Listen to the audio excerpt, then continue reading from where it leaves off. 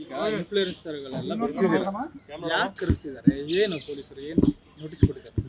ಏನಿಲ್ಲ, ನಾವು ಒಂದು IPL ಸ್ಟೋರಿ ಹಾಕಿದ್ದೀವಿ. ನಮ್ಮ ಕರ್ನಾಟಕ ಇನ್ಫ್ಲುಯೆನ್ಸರ್ ಎಲ್ಲರೂ ಕೂಡ IPL ಸ್ಟೋರಿ ಹಾಕಿದ್ದೀವಿ. IPL ಸ್ಟೋರಿ ಹಾಕಿರೋದಕ್ಕೆ ಅದು ಬಂದು 4 hours ಮುಂಚೆ ಮ್ಯಾಚ್ ಗೆಲ್ಲುತ್ತಾ ಸೋಲುತ್ತಾ ಅದು ಇನ್ಫಾರ್ಮೇಷನ್ ಕೊಡೋಂಥದ್ದು. ಅದನ್ನು ನಾವು ಹಾಕಿರೋದೋಸ್ಕರ ಅದು ಫ್ರಾಡ್ ಅಂತ ನಮ್ಗೆ ಗೊತ್ತಿರಲಿಲ್ಲ. ಅದು ನಮ್ಗೆ ಗೊತ್ತಾಗಿದ್ದ ತಕ್ಷಣ ನಾವು ನಿಲ್ಲಿಸಿದ್ದೀವಿ ಕೂಡ ಸ್ಟೋರಿ ಹಾಕೋದು ಕೂಡ. ಆ್ಯಂಡ್ ಎಲ್ಲ ಇನ್ಫ್ಲುಯೆನ್ಸರ್ಗೆ ಹೇಳೋದಿಷ್ಟೇ, ಈ ಥರ ಸ್ಟೋರಿಗಳನ್ನ ಹಾಕ್ಬೇಡಿ, ಜನಕ್ಕೆ ನಾವು ಏನು ತಿಳಿಸ್ಬೇಕು ಅದನ್ನು ಮಾತ್ರ ಸಿಗಬೇಕು. ನಿಮಗೆ ಸ್ಟೋರಿ ಹಾಕಿ ಅಂತ ಹೇಳೋರು ಯಾರು? ಏನು ಸ್ಟೋರಿ ಹಾಕೋರು ಅಂದರೆ ನಿಮ್ಗೆ ಯಾವುದೋ ಒಂದು ಪೇಜಿಂದ ಮೆಸೇಜ್ ಮಾಡ್ತಾರೆ, ಈ ಥರ ಸ್ಟೋರಿ ಹಾಕಿ ಅಂತ. ಯಾವುದೇ ಪ್ರಮೋಟ್ ಇದ್ದರೂ ಎಲ್ಲ ಪ್ರಮೋಟ್ ನಮಗೆ ಸ್ಟೋರಿ ಹಾಕಿ ಅಂತ ಇನ್ಸ್ಟಾಗ್ರಾಮಲ್ಲಿ ಹಾಕ್ತಾರೆ, ಏನಂದರೆ ನಮ್ಮ ಪರ್ಸ್ನಲ್ ಇಮೇಲ್ಗೆ ಹಾಕ್ತಾರೆ, ಆ ಥರ ಮಾಡ್ತಾರೆ. ನಿಮ್ಮ ಅಮೌಂಟ್ ಏನಾದ್ರು ಕೊಡ್ತಾ ಇದ್ರಾ? ಹಾಂ, ನಮ್ಮ ಸ್ಟೋರಿ ಹಾಕೋದಕ್ಕೆ ಪೇ ಇರುತ್ತೆ.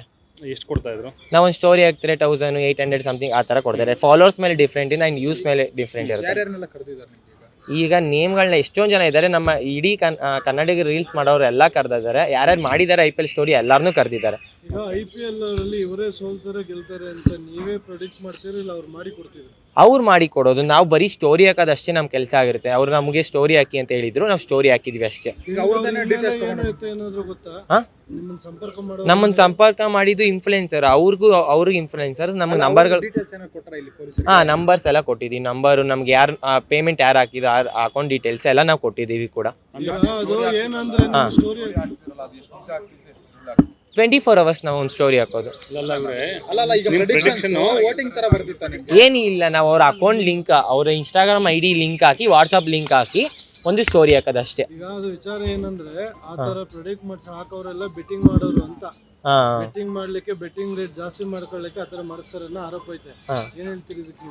ನಮಗೆ ಅದು ಗೊತ್ತಿರಲಿಲ್ಲ. ನಮಗೂ ಫಾಲೋವರ್ ಇರೋರೆಲ್ಲ ಮಾಡಿದ್ದಾರೆ, ಒಂದು 100ಕ್ಕೂ ಹೆಚ್ಚು ಜನ ಮಾಡಿದ್ದಾರೆ. ಅದನ್ನ ನಾನು ನೋಡಿ ನಾವು ಸ್ಟೋರಿ ಇವರೇ ಮಾಡಿದಾರಲ್ಲ, ಇದೇನು ಫ್ರಾಡ್ ಇರಲ್ಲ ಅಂತ ನಾವು ಜಸ್ಟ್ ಮಾಡಿದ್ವಿ ಅಷ್ಟೇ. ಆದರೆ ಅದು ನಮ್ಗೆ ಗೊತ್ತಾಗಿದ್ದ ತಕ್ಷಣ ನಿಲ್ಲಿಸಿದೀವಿ ಕೂಡ. ಆ್ಯಂಡ್ ಫೋನ್ ಬಂದಿತ್ತು, ಬಂದು ಎಲ್ಲ ಏನೇನಿದೆಯೋ ಅದನ್ನ ಮಾತಾಡಿದೀವಿ ಕೂಡ.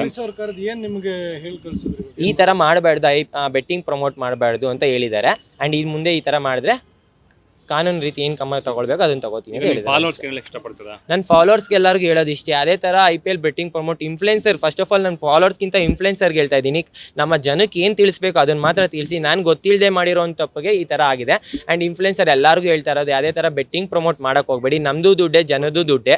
ಅದು ನಾವು ಹೆಂಗೆ ಕಳ್ಕೊತೀವಿ ಅವರು ಕೂಡ ಕಳ್ಕೊಂಡು ಏನಾರು ಆಗೇ ಆಗುತ್ತೆ. ಅದಕ್ಕೆ ಇನ್ಫ್ಲುಯೆನ್ಸರ್ಗೆ ಫಸ್ಟ್ ಹೇಳ್ತೀನಿ, ಯಾವುದೇ ಥರ ಬೆಟ್ಟಿಂಗ್ ಪ್ರಮೋಟ್ ಮಾತ್ರ ಮಾಡೋಕ್ಕೆ ಹೋಗಬೇಡಿ. ಜನಕ್ಕೆ ನಾವೇನು ತಿಳಿಸ್ತೀವೋ ಅದನ್ನೇ ಮಾಡ್ತಾರೆ.